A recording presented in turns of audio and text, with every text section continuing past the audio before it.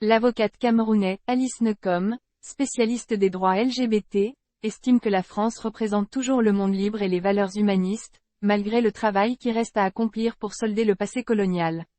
Alice Nkom est avocate. Âgée de 77 ans, elle fut la première femme à exercer cette profession au Cameroun en 1969. Spécialiste de la défense des personnes LGBT, elle a fondé en 2003 l'Association de défense des homosexuels du Cameroun, ADEFO, alors que le droit criminalise les relations sexuelles entre personnes de même sexe.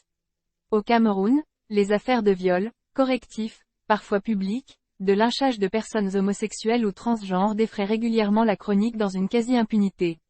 Les dossiers qu'Alice Nkom a défendus lui ont valu plusieurs menaces de mort. Malgré cela, l'avocate continue de vivre à Douala. Elle vient d'être nommée membre du Forum permanent des personnes d'ascendance africaine par le Bureau des droits de l'homme des Nations Unies. La mission de cette commission, créée en août 2021 dans le sillage du meurtre de George Floyd aux États-Unis par un agent de police un an plus tôt, est de lutter contre les discriminations dont font l'objet les personnes noires et métisses partout dans le monde et d'aboutir à la mise au point d'un instrument juridiquement contraignant. Question du journaliste. Quelle est votre relation personnelle avec la France? Réponse de maître Alice Nkom. Je suis née en 1945 dans un Cameroun encore colonisé et mon père m'a toujours fait le récit de ce pays occupé d'avant ma naissance. Malgré cette histoire tragique, la responsabilité des Français et tout le travail qui reste à faire pour solder ce passé, la France représente toujours pour moi le monde libre, les valeurs des droits humains, de démocratie, de progrès. Une bataille qui n'est jamais achevée, pas même chez vous. Question du journaliste. Comment définiriez-vous la relation qu'entretiennent les deux pays? Réponse de maître Alice Nkom. C'est une relation riche, complexe, aux intérêts bien compris et parfois secrets. Que dire du silence de Paris en 2018 après la 7e réélection de Paul Biya dans une énième parodie de démocratie? Et de celui sur le Congo-Brazzaville et la mainmise de Denis Sassou Nguesso, au pouvoir depuis 25 ans?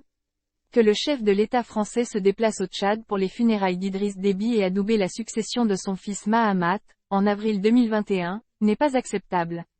Ceci dit, Emmanuel Macron, né après les indépendances des années 1960, ne se sent pas comptable des crimes commis avant sa naissance. C'est un contrat nouveau qu'il a proposé au continent dès son accession au pouvoir en 2017, particulièrement aux pays que la France avait colonisés. Il a eu la volonté politique d'ouvrir l'énorme chantier de la mémoire en Algérie, au Rwanda et ici, lors de sa visite d'État en juillet. Il a promis publiquement d'ouvrir les archives, en totalité, aux historiens français et camerounais. Qu'ils le prennent au mot. Bien sûr la France a une politique africaine, mais je vois en monsieur Macron quelqu'un capable d'affronter la contradiction portée par les Africains de sa génération et de renouveler cette relation. Question du journaliste. Comment a été accueillie la visite d'Emmanuel Macron alors que le sentiment anti-français s'étend en Afrique? Réponse de maître Alice Nkom. Ici, cela ne va pas aussi loin qu'au Mali par exemple. Ce sentiment se cristallise essentiellement sur le symbole du franc CFA. Et le président Macron, bien que contraint par les règles diplomatiques, a su mettre en avant des personnalités telles que Yannick Noah par exemple, mais pas seulement. Il est allé à la rencontre des jeunes et ne s'est pas contenté de rester à la présidence camerounaise. Rentrer en France juste après avoir visité le village Noah et sans repasser par Yaoundé est un vrai signal envoyé à la jeunesse camerounaise. Organiser un sommet Afrique-France à Montpellier en octobre 2021 sans les chefs d'État africains était aussi un geste fort. Question du journaliste. Justement, que pensent les jeunes de la France face à une Chine et une Russie dont l'influence va croissant? Réponse de maître Alice Nkom. Tous les jeunes Camerounais que je rencontre, sans exception, me demandent comment avoir un visa pour la France, ou l'Occident en général, jamais pour la Russie. Pourtant, ils sont très sensibles à la propagande russe. Mais ce soudain coup de foudre est très louche. La Russie tente de se faire passer pour vertueuse et les francophobes mènent ici de véritables campagnes d'intoxication. Je dis aux jeunes, n'écoutez pas ce que la Russie vous promet. Jugez-la sur ce qu'elle fait réellement pour vous. L'Union soviétique a été une grande puissance du temps de la guerre froide, mais le marxisme-léninisme n'a produit aucune liberté en Afrique.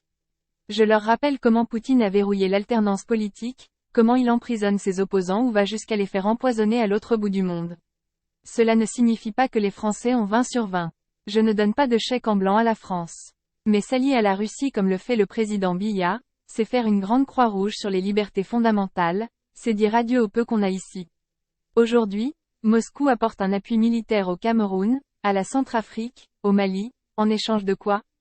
Des ressources, qu'elle pille en assassinant les citoyens de ces pays. La Russie nargue les anciennes puissances coloniales, le bloc occidental, mais le projet de Poutine est de faire de ce continent un champ de bataille, notamment à travers les mercenaires de Wagner. La Chine, elle continue de faire des affaires ici en vendant son passé de pays sous-développé qui a émergé à la force de la volonté. Nos dirigeants portent la responsabilité de leur faiblesse. Ce n'est quand même pas Pékin, Paris ou même Moscou qui ont déclenché la guerre fratricide dans les zones anglophones, contre les mouvements séparatistes des régions du sud-ouest et du nord-ouest. Une partie du budget du pays est consacrée à acheter des armes pour tuer ses propres enfants.